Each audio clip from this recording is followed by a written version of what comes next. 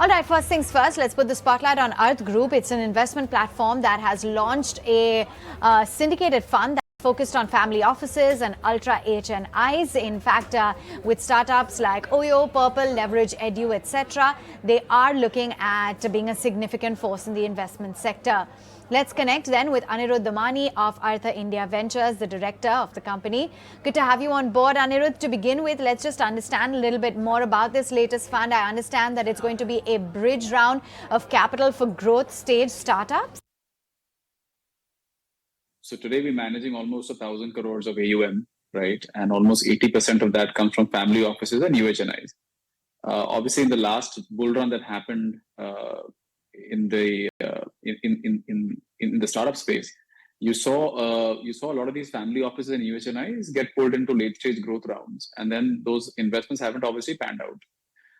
So acting on the kind of feedback we received from our family offices and UHNIs, they wanted access to these late stage rounds, but they also needed somebody who's going to be on their side versus just a banker pushing them to do a later stage round and making fees off of it.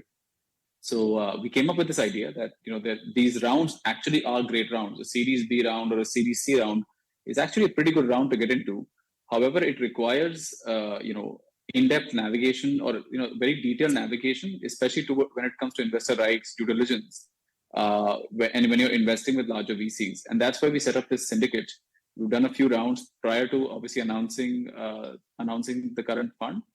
And after looking at the kind of value creation that can get done, the kind of wealth creation that can get done with such a late stage round, we decided to open a syndicate. The intent would be to do anywhere between 10 to 20 crores per round, investing alongside leading VCs, and acting as a bridge between the family offices and the founder, because family offices bring a lot to the table besides just money, and founders who been able to leverage that have obviously found a lot of value, which is probably worth multiples of what the actual cash amount they put in. However, family offices want better guardrails. They want somebody leading the due diligence and the understanding of how these rounds will operate, especially when things not only are good, but also when things go bad, because you have to negotiate your rights through each and every round. So having somebody that has done that multiple times was the need of the hour, and that's where this fund came in. So Anirudh, what is the total AUM then so far? So overall assets under management at Artha Group would be about 1,000 crores, just over 1,000 crores. And with Artha Continuum Fund, we'd be looking at doing between 8 to 10 deals a year. Average size, let's say 10 crores. So between 80 to 100 crores added every year to that AUM. That's besides obviously our dedicated funds, which are Artha Venture Fund and Artha Select Fund, which are more focused on a portfolio approach versus a deal by deal approach. Walk us through then how many startups you've already invested in and what is the average check size that you work with? We'll be doing between 8 to 10 startups per year, and average check size we'd like to maintain is 10 crores per investment. So of the companies that you've invested in, walk us through the progress. How have they done so far? Are there any specific sectors that you focus on? So in terms of companies, right? So the first company we did under this structure was a company called Leverage Edu, and Leverage Edu we ended up co-investing, with I think Kaizen, Bloom, DSG, and we had the first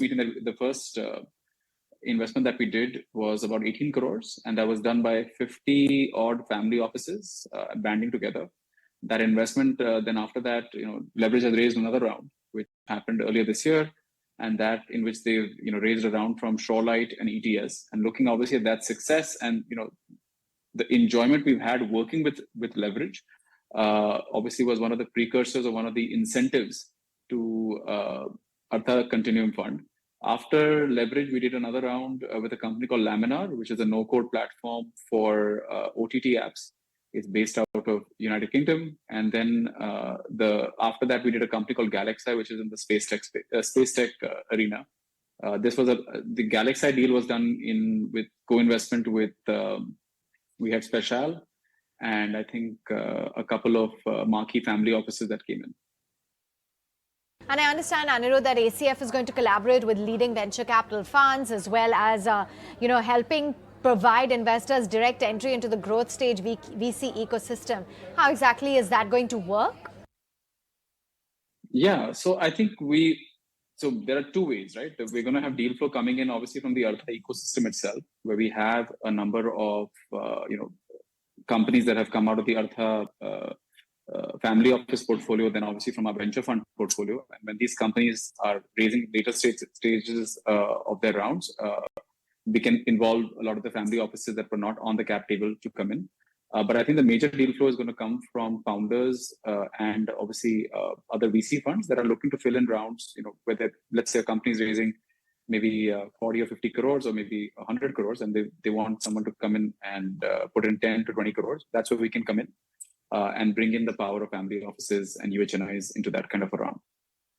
And give us a sense as to how you're looking at the overall funding environment right now. We have definitely seen a slowdown, be it related with the kind of layoffs that we've seen overseas or the kind of recessionary fears. How are you looking at the environment right now? It's obviously been a very tough winter for multiple reasons. We had an unprecedented boom in venture funding. A lot of ventures also got funded with unsustainable business models, and all of that is coming to a correction simply because interest rates are rising, and there is a cost to capital that many of the ventures are now figuring out as they try to raise the next round of capital, or as they try even to align their business models. However, what's really happened in this kind of a winter is that the strong have gotten stronger. So if you had a good business model and it was something that was had a sustainable moat, it had positive unit economics, and there was a real problem you were solving, I think those businesses have only gotten stronger, and there is suddenly a lot of premium being placed to profitable business models. So what you're seeing now is that many of these companies that have endured the worst of the winter are starting to see the first green shoots of positive momentum coming into the ecosystem. Venture funds are slowly but steadily starting to rounds. We obviously heard about Zepto becoming a unicorn just a few weeks back, and I think that is the start of the cycle. India's stock markets are at an all-time high, and usually that is also a good bellwether that the private markets are going to start surging again. I would imagine that in about 6 to 9 months we'll see the end of this kind of a funding winter. But while we're in it, there are some very compelling valuations, some very compelling business models that are not getting the kind of valuations they truly deserve. And it creates an amazing opportunity for us to capitalize as investors and invest into these vintages. So that's where most of the wealth creation in the venture space happens. Good to have you on board. Thanks so much for joining in.